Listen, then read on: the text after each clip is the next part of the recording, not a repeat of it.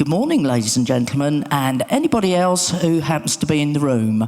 I'm Joe Wallace. This is Ashley Beedle, the Dance Don. Come in. Honestly, it's about remixes and disco and glitter. Do you know, some people...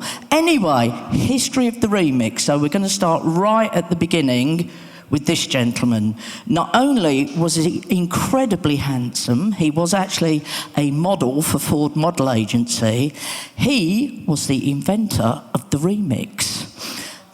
This man, Tom Moulton, without him, you wouldn't be on a dance floor listening to a bit of music that was more than 3 minutes long. He used to go to nightclubs on the infamous Fire Island, which was a very big gay enclave just outside New York. And there were two clubs called the Sandpiper and the Ice Palace. And everyone would get on the dance floor and dance for 3 minutes, and then, we got another record. We were just getting into our stride. So Tom, who was the A&R manager for Scepter Records, went back to the studio and he said, do you know what? I've got an act called BT Express and I am going to make a 7-inch. But do you know what? I am actually going to extend it, and I'm going to put maybe a bit from the back end, maybe a bit from the middle, and I'm going to extend it. So when people went onto the dance floor, do you know what? You could stand and go, oh, hello. Oh, what are you doing later? And you didn't have to get it in 3 minutes. Maybe 5 minutes 35. So when he presented it to the band, they hated it. They said, what have you done to our music? It's horrible.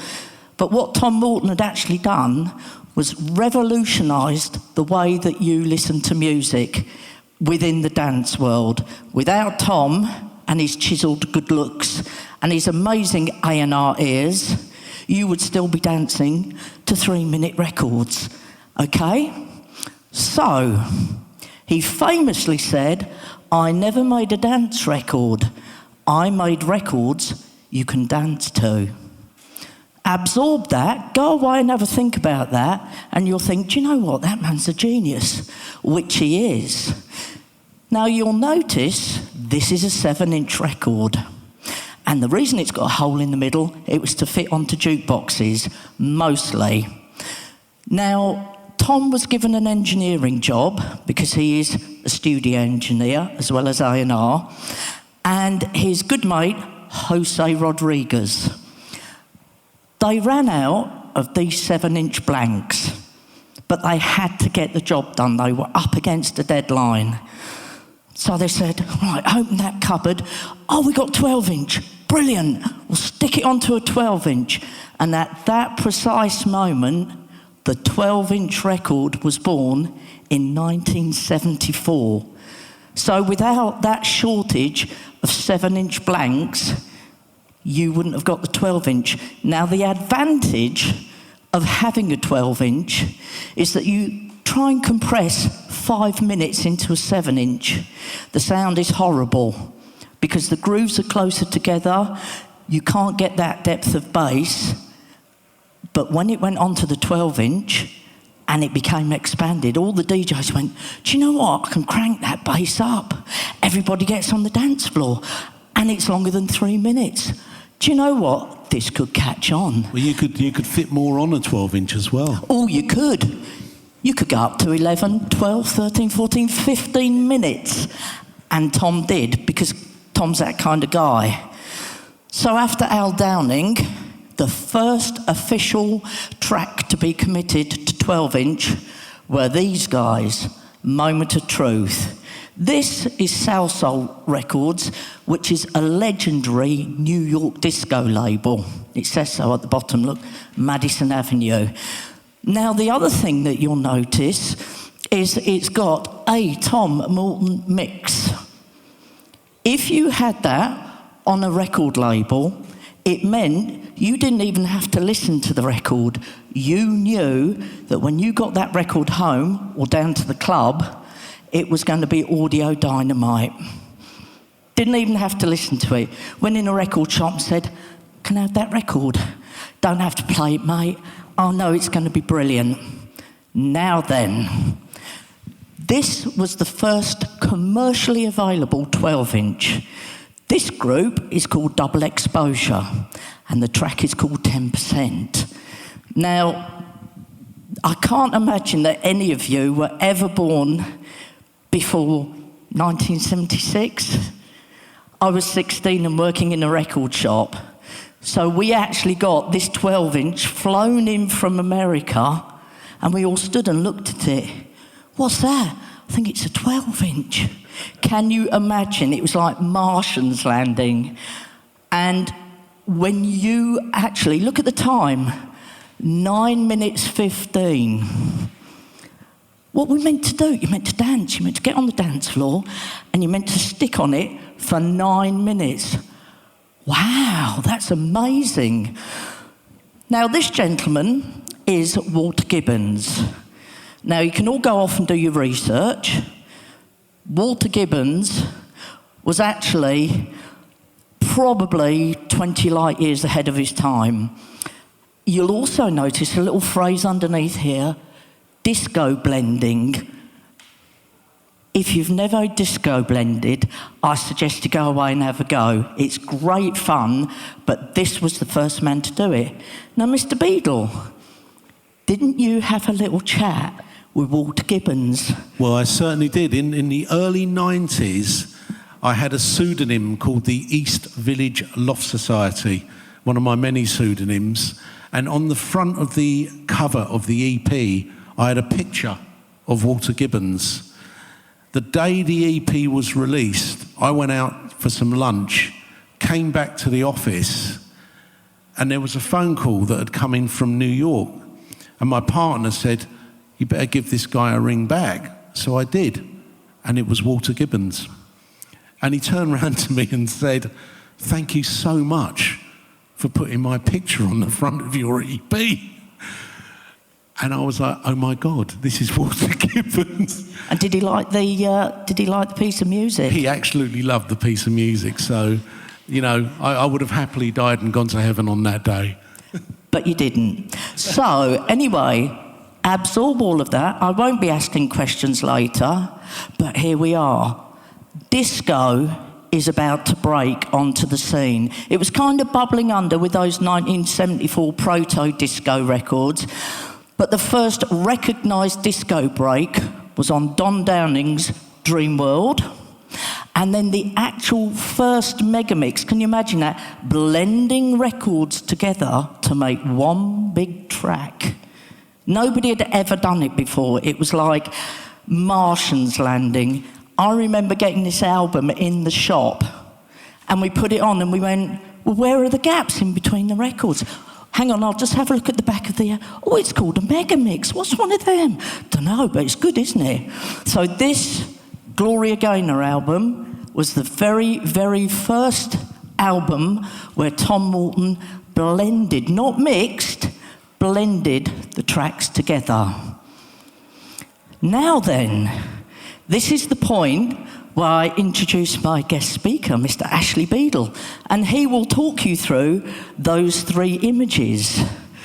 Well, this was my first proper release.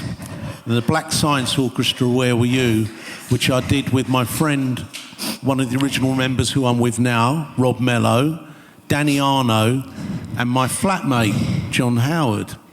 Now, it wasn't a remix, and it also wasn't an edit, which we'll talk about later, but it was a kind of an original composition. But what we did, we used samples from an old record from the 70s, which was very reminiscent of a Tom Moulton track. So we did this. Who introduced you to that track, and what was it? Well, Norman Jay, very famous DJ, introduced me to the track that we sampled, and it was by the Tramps. And it was called Where Were You When the Lights Went Out? Anyway, this record, when it first came out, it did absolutely nothing in the UK. And I went over to New York to a certain club that I wanted to go to. It's called Cheetahs. Barbara Tucker, she just had a huge hit out called Beautiful People. Check it out, it's brilliant. You might even do that to it. It's excellent. So this is the exciting bit. Okay. Yes. So I was taken to the club by a guy called, another famous DJ called Benji Candelario. And he told me that Frankie Knuckles, the godfather of house, was playing in the club that night. When we went into the club, he was playing Where Were You? And I nearly flipped out. So he introduced me to Frankie Knuckles after he'd finished his set and said to me, would you like to meet Frankie? Of course. And I was like, fanboy. I said to Frankie Knuckles, thank you so much for playing my record. And Frankie Knuckles turned round and said, no, Ashley, thank you very much for making it. And that, ladies and gentlemen, is a true story. Just, isn't he gorgeous? Gone too soon. Anyway, this is Mr. Beedle's first official remix. Now, it's the Manic Street Preachers, and it was 1993. And if you look at the label, he gets his name on it there. But do you want to talk us through it, Ashley? Yeah, my first official remix now. This was given to me to do by Jeff Barrett of Heavenly Records. And the remix name I gave it was 5051 Funk Salute, very hip-hop. And that's because we remixed it at State 51 Studios in London. And like Joe said, I got my name on the label. Now, being my first ever remix, after that, I've now, up to this particular day, done over 2,000 remixes, official and unofficial. Might get a blue plaque one day. Anyway, this is the burning question I know you have on the tips of your tongue. What is the difference between a remix and an edit? Okay, so I only started at the age of 54. I'm 62 now, so I only went in the studio at 54 to actually learn how to remix. But Mr. Beedle, as we know, has been doing it much longer. So can you explain for the audience? Well, with a remix, you're given all the parts and the stems of a particular song that you're there to remix or to work with. And you tend to work with the parts. You either keep some of them or you chuck them away and add your own parts. Now, with an edit, you tend to work with just the structure of the original song, usually a WAV or a tape copy back in the old days. And you cut in the old days with a tape, but nowadays you can do that with your computer software. But with an edit, you can extend sections of the original song, like a percussion break, or the intro, or the outro, or the choruses, but basically you're keeping the structure of the original song. Have you ever done a remix that you actually didn't want to do? Yes. We'll name names after this. Now then, let's have a little go with this. What was your most famous disco edit? Well, in front of us here we have Elton John, and this is Are You Ready for Love? Now, this went to #1 in the UK charts and did very well in America as well. Now, I was granted this by a record label called Southern Fried originally, and I did an edit. I didn't do a remix. I worked on the original percussion break. Now, the track came out in 1979, and it didn't do very well, but I took the percussion break and I just worked it into more of a kind of, you know, disco groove, if you like. And this was in 2003? Yeah. And along with another couple of mixes as well, it went to #1, and all the money went to Elton John's AIDS charity, which was lovely. But anyway, Elton, as a thank you, invited me and a few guys to his Wembley Arena concert. And he did come over to me and said, so come on, talk to me. Remix, edit, what's the difference? So there you have it. So, most requested remix out of all those 2,000 plus? Well, this is Bent Always. Now, this actually was a very easy remix to do. The Mahavishnu remix, we called it. It was very trippy. Didn't think much of it, you know. We did the remix, and then over the years, right up to now as well, you know, I still get people ringing me, meeting me in the street, doing press about it, saying, you know, pretty much that is the best remix you've ever done. I tend to disagree slightly, but, you know, I'll take it on the chin, definitely. Subjective. Now then, meanwhile, back to Mr. Moulton. I run Ramrock Records. There's Ramrock for reggae, Ramrock Blue for soul, and Ramrock Red for electronica, hip-hop and jazz. Now, I got given this track by the lovely Mr. Bird and Greg Blackman to put out as the first release on the label. And a friend of mine who was a record plugger said, can I have it? I'll punt it round for you. And I said, please don't give it to anyone yet. I haven't signed the contract. 2 days later, my landline went. Now, only 2 people had that, my mum and my sister. So I picked it up, expecting it to be, can you go down the shops and pick me up a couple of sausages? In fact, it was Tom Moulton. I didn't believe him. I thought it was a prankster. I said, can I take your number, please? I'll ring you back. So I rang him back and he went, hi, this is Tom Moulton. All right, okay, and why are you ringing me? And he said, I've just got over again. I'm like, he's given my record away. The contract isn't signed. Oh, that's fantastic. And what do you want to do with it? He goes, I've mixed it. I said, that's really generous of you. Okay, can you send it over? So he sent the file over and I had a listen. I went, I'm going to ring him back. Hello, Tom, amazing. Could you extend the middle 8? And he went, yeah, no problem. This is Tom Moulton I'm talking to. And he puts the phone down, I get the mix back, and the rest is history. This piece of vinyl sold out within 3 hours. All 300 copies disappeared. And you went... I turned around to Joe and I said, I can't believe you've just told Tom Moulton how to mix a record. So, and I thought, well, she's a keeper because, you know, she's my wife now. So never be afraid to say to people, I actually would prefer it to sound like this. Oops, hang on a minute.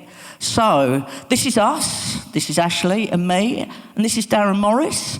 We are the North Street West Collective, and we remix things that come in for Ramrock Records. We offer every single artist a remix, and we will use the parts within the tracks that they send us. We have to have all the stems, all dry, all separate.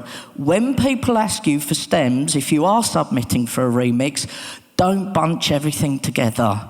Don't bunch all your horns and all your strings and your vocals, because sometimes we might just want to isolate one vocal or one trumpet.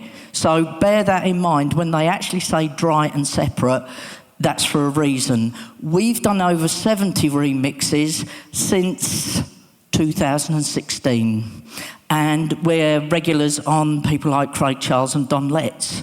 If you want to come and listen, there is a public playlist on Spotify, and you can look us up, North Street Studio 1 and West. And I think that is it. But thank you for congregating. Any questions we can answer. If you want a remix and you want to do it yourself and you want some pointers, please come and ask. We'd be more than happy to tell you. Please take advantage of this man because he is the Don, okay? So that's it. Thank you. Right, thank you. Thank you for listening.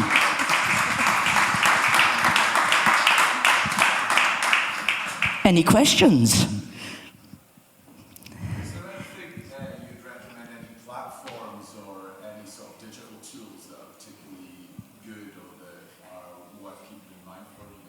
Absolutely. We have gone from Logic because they are bullies. They will say, you need to update your software. No, we don't. We're quite happy with this. It works. Yeah, because they try and tell you to update and every give us more year. Money. Yeah. Forget about it.